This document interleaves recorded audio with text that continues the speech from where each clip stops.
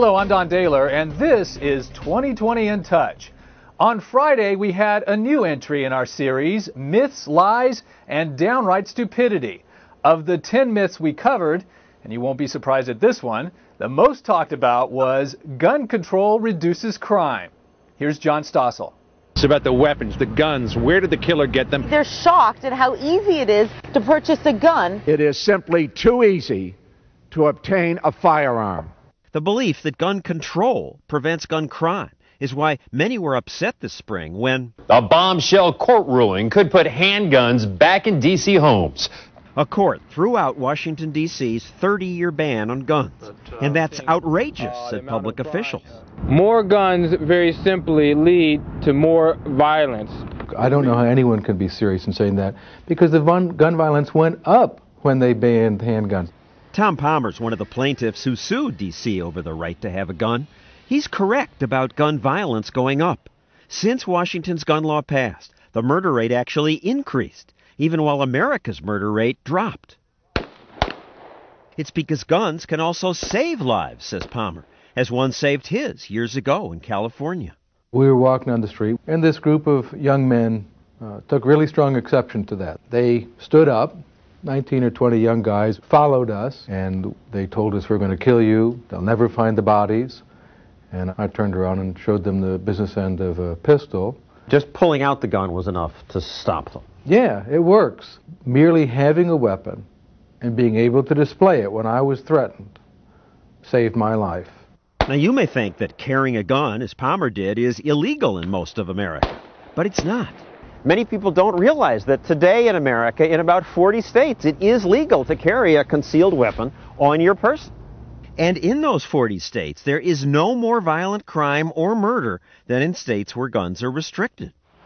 The town of Kennesaw, Georgia, went a step further and passed a law requiring every household to have a gun. Did they then experience a crime wave? No. Well, after the city ordinance passed, there was actually a decrease in reported crime in the Kennesaw area, especially violent crime. Now, I don't want politicians ordering me to have a gun, and the law isn't enforced here. But townspeople we talk to like the law. I think it makes people think twice. This is a very peaceful place to be. We should have guns. I mean, that's what free society do. These maximum security felons said they fear an armed victim much more than the police. When you're going to rob somebody you don't know, it makes it harder. And they said gun laws don't matter to them. They don't obey them. I'm not worried about the government saying that I can't carry a gun.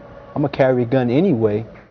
It's impossible to know exactly how often guns stop criminals, because who reports a crime that doesn't happen? But people use guns in self-defense every day. Often just showing a gun is enough to prevent the crime. When robbers broke into Joyce and Raymond Pappin's home and attacked Raymond, he yelled, "Get the gun, get the gun." Joyce did, and when the robbers saw it, they ran away. Boy, when he saw the gun, he just started running, and they weren't just walking fast, they were running. They had boots on, you could hear them boots a-clopping. Joyce says having a gun changes the balance of power. And here's a controversial idea. Some Virginia Tech students say they wish students had been allowed to carry guns, because one of them might have stopped the killer before he shot so many people. And that's what happened 5 years ago at the Appalachian School of Law. Hearing shots, 2 students went to their cars, got their guns, and helped restrain this shooter until police arrested him.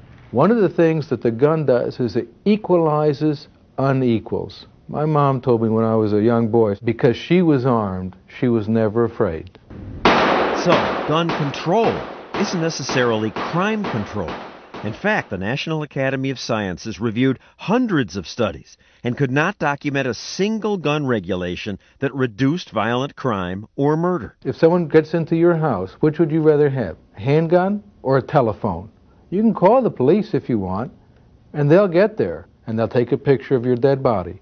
But they can't get there in time to save your life. The first line of defense is you. And it'll be no surprise to you that we've heard from a lot of viewers on both sides of the gun control issue.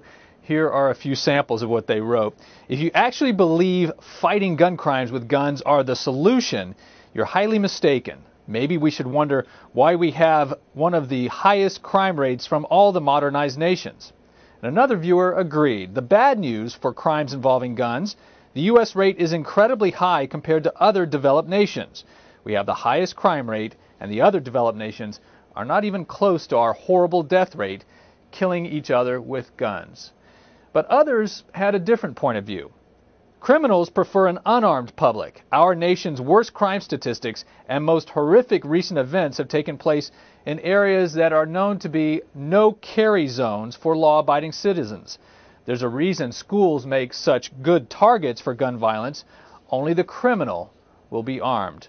And another viewer wrote, Canada has the same firearms heritage as the U.S., yet a fraction of the crime. Reason? Guns are not the problem. People are the problem. For all of us at 2020, I'm Don Daler. We're in touch, so you be in touch.